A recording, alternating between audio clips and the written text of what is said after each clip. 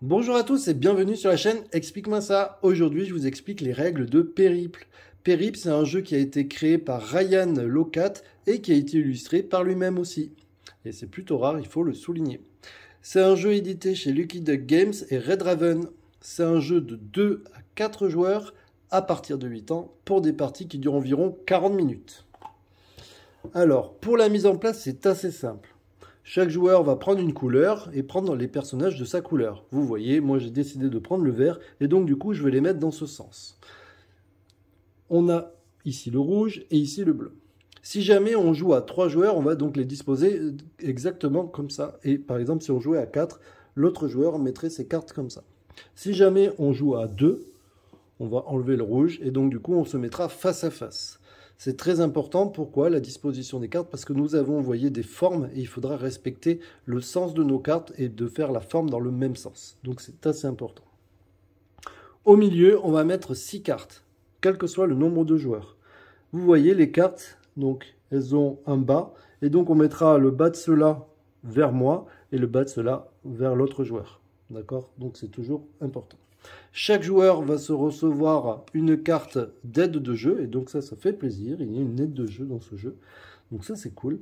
Et le premier joueur n'aura pas de pièce, par contre les autres joueurs auront une pièce, en dédommagement.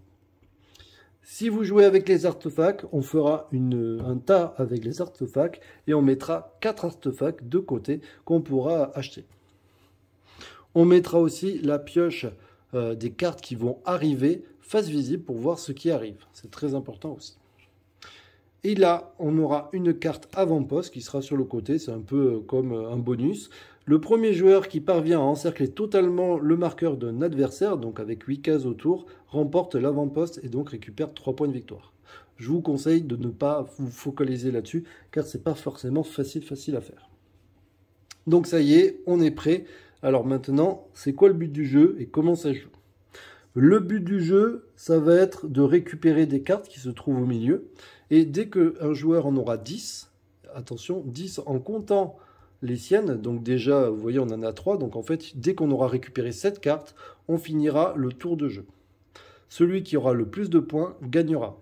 Attention, ce n'est pas parce qu'un joueur a 10 cartes qu'il a forcément gagné.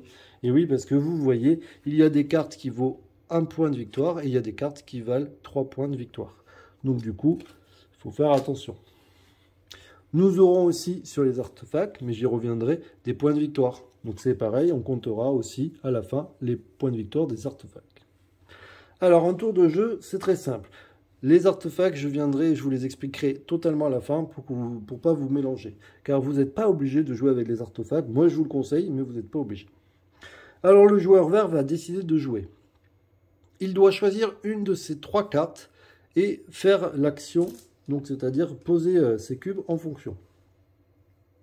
Là, je vais décider par exemple de jouer cette carte, donc du coup, je vais la retourner pour dire que je l'ai jouée. Il ne me restera plus que ces deux-là. Et donc, vous voyez, je dois faire un L. Un L, je peux le faire comme je veux.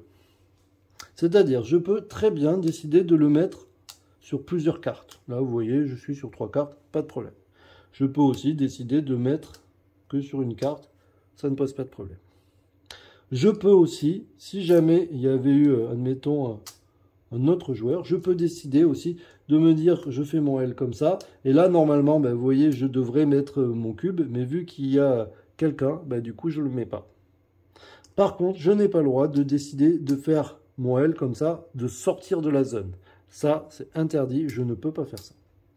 Donc là, c'est à moi de jouer. Et par exemple, vous voyez, donc je vais faire le L, je vais faire ça, ça et ça. Je regarde les pièces qui sont dessous. Là, j'en ai 2 plus une. C'est très simple, je prends 3 pièces. Je pourrais acheter un artefact à la fin de mon tour, mais je reviendrai comme ça, pas de problème. Mais je pourrais, donc c'est une action que je peux faire sans problème. L'autre joueur va par exemple décider, lui, de jouer celle-là. Et donc, bien sûr, il doit respecter ce sens. Donc, du coup, il doit les mettre comme ça. Et donc, du coup, il va par exemple les positionner ici et ici. Là, vous voyez, il gagne 2 pièces. Pareil, il peut décider d'acheter un artefact. C'est à moi, je vais prendre celle-ci. Et vous voyez, celle-ci, c'est obligatoirement, je dois en poser un, mais par contre, c'est en pointillé, je pourrais optionnellement décider d'en poser une deuxième. Si j'en pose un, bah, sans problème, mais à chaque fois qu'il y a ce petit dessin, bah, ça me coûtera 2 pour en positionner un. Et vous allez voir qu'il y a des cartes qui en ont beaucoup. Il y a des cartes où il y a, par exemple celle-ci, si je voulais toutes les positionner, bah, ça me coûterait 6. Donc là, je décide quand même de payer pour en rajouter un deuxième. Et puis, je ne peux rien acheter, donc c'est au tour du joueur suivant.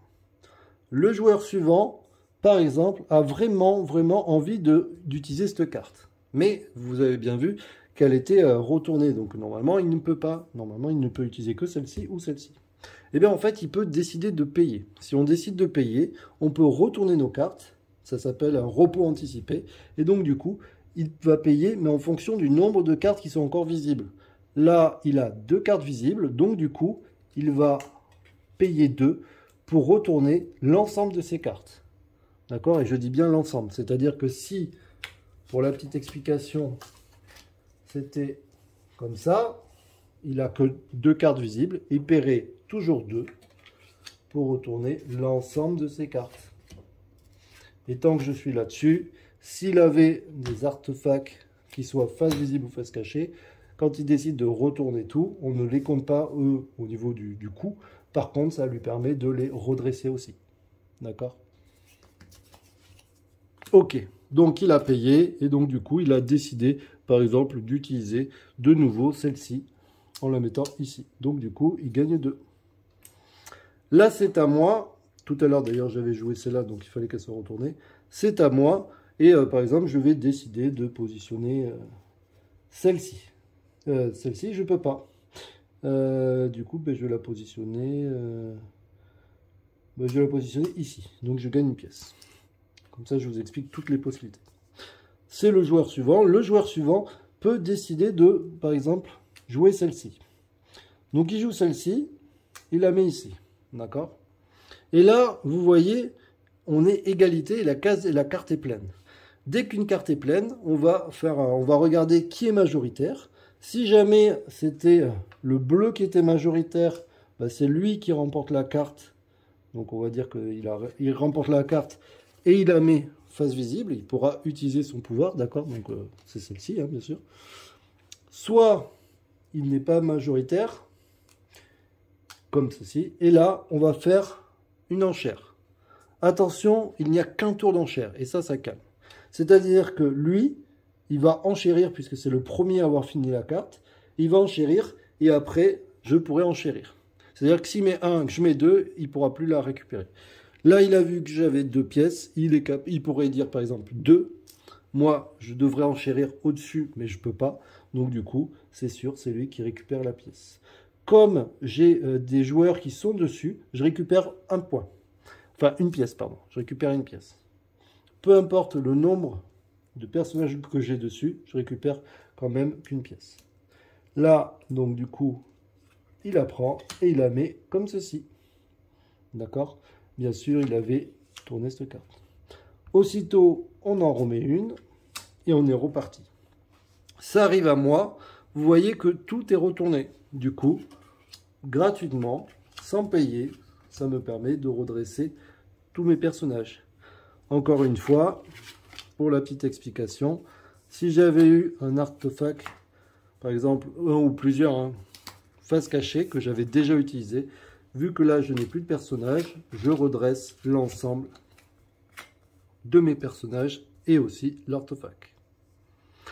Du coup, vous avez compris que le but du jeu, ça va être essayer de récupérer des pièces, parce que les pièces vont vous permettre des fois de vous récupérer, donc de retourner des cartes, et aussi ça va vous permettre d'acheter des artefacts. Et les artefacts sont assez puissants, donc du coup maintenant on va parler des artefacts. Alors les artefacts, il y en a plusieurs. Celui-ci, alors à chaque fois c'est toujours le même principe. À gauche, vous avez le coût de l'artefact, à droite, les points de victoire que ça rapporte, et au milieu, le pouvoir. Son pouvoir à lui, c'est de retourner une carte. Celle-ci a été utilisée, j'ai celui-là, hop, j'ai envie de la réutiliser, je peux faire ça. Mais maintenant que vous avez compris, si jamais c'est comme ça et que c'est à mon tour de jeu, et vous voyez que j'ai celle-là, mais j'aimerais bien retourner cela. Je peux utiliser mon pouvoir pour dire je retourne ce personnage. Oh, il n'y en a aucun d'activé. Du coup, je redresse. Et du coup, je redresse aussi mon sac. Et donc ça, c'est assez intéressant. Celui-ci, il vous permet donc d'écraser un autre personnage. Un exemple, là, c'est comme ça. J'ai envie de jouer celle-là, d'accord? Donc du coup, à mon tour de jeu, j'ai envie de me positionner ici. Mais normalement, je peux pas, hein, puisque... Enfin, je pourrais, mais en gros, je gagnerai rien. Mais par contre, grâce à ce pouvoir, je peux décider d'enlever un bleu et de me positionner ici. Alors, pas ici, puisque j'en ai qu'un, d'accord? Mais je peux me positionner ici. Et là, du coup, comme il y a des pièces dessous, je peux récupérer les deux pièces. Et ça, c'est très intéressant. Mais par contre, elle coûte un peu cher. Donc des fois, pour la majorité de la carte, ça peut être intéressant de pouvoir écraser un joueur. Bien sûr, si j'en avais deux, j'aurais bien sûr pu écraser les deux et prendre totalement sa place. Celle-ci, à chaque fois que je vais l'utiliser, je vais gagner une pièce, tout simplement. Celle-ci, je vous ai dit que normalement, votre figure, vous devez respecter exactement le sens de la carte. Mais pas vraiment, parce qu'avec celle-ci, vous allez pouvoir faire une rotation de 90 degrés, dans un sens comme dans l'autre. Ça veut dire quoi? Ça veut dire que, par exemple, mon L, il pourrait être très bien comme ça, ou très bien comme ça. Donc celle-ci, pareil, une fois que je l'ai utilisée, hop, je la retourne. D'ailleurs, il y a des petits textes, je vous conseille de les lire, parce que c'est intéressant d'avoir mis du texte et de s'être embêté à faire du texte. Celle-ci, vous voyez le petit carré là, celle-ci, vous la connaissez. Mais celle-ci, ça veut dire quoi? Ça veut dire que gratuitement, quand j'ai une carte comme ça, et bien du coup, au lieu de payer 2, je peux mettre un petit carré de plus. Et celle-ci, elle est très intéressante aussi. Elle permet de déplacer un pion d'un joueur adverse ou même le mien. Et des fois, on va pouvoir faire des choses très intéressantes. Je vous donne un exemple. C'est comme ça. J'ai envie de jouer celui-là. Du coup, je mets un petit carré ici, hein, vous êtes d'accord? Mais avec mon pouvoir, je décide de l'utiliser et donc de mettre le bleu ici. Je suis en suprématie, donc c'est moi qui garde la carte. En plus, ça m'a permis de terminer la carte. Et donc, du coup, c'est intéressant. Je peux aussi décider de le pousser à un personnage pour l'éloigner d'une carte. Si j'ai envie d'être en suprématie sur cette carte, je peux décider de hop, le monter ailleurs. Attention, le déplacement se fait sur les cases adjacentes orthogonalement. D'accord? Si elles sont occupées, bien sûr, on ne peut pas prendre la place. Si jamais je déplace un de mes pions là où il y a une pièce, je ne gagne pas la pièce. Voilà, vous savez tout sur ce petit jeu qui est vraiment intéressant. On a fait plusieurs parties. On s'est un petit peu cassé la tête parce que du coup, il va falloir essayer de réfléchir. Et juste pour vous montrer, vous voyez, il y en a où vous avez des formes un petit peu plus ou moins compliquées comme celle-ci. Donc du coup, il va falloir dire, alors attends, là je vais là, je peux aller là, là, là et là. Donc du coup, je peux mettre des cartes ici. Voilà. Il existe donc plein de cartes avec plein de personnages. Toujours une petite histoire ici. Vous reconnaîtrez les personnages de Above and Below si vous connaissez ce jeu. Bref, un super jeu. Je vous conseille vraiment de l'essayer. Je vous dis à très bientôt. N'hésitez pas à vous abonner, à liker, à partager. Et n'oubliez pas, donc dès qu'il y a quelqu'un qui arrive à 10, on compte les points. Allez, ciao, ciao, bye bye et à bientôt.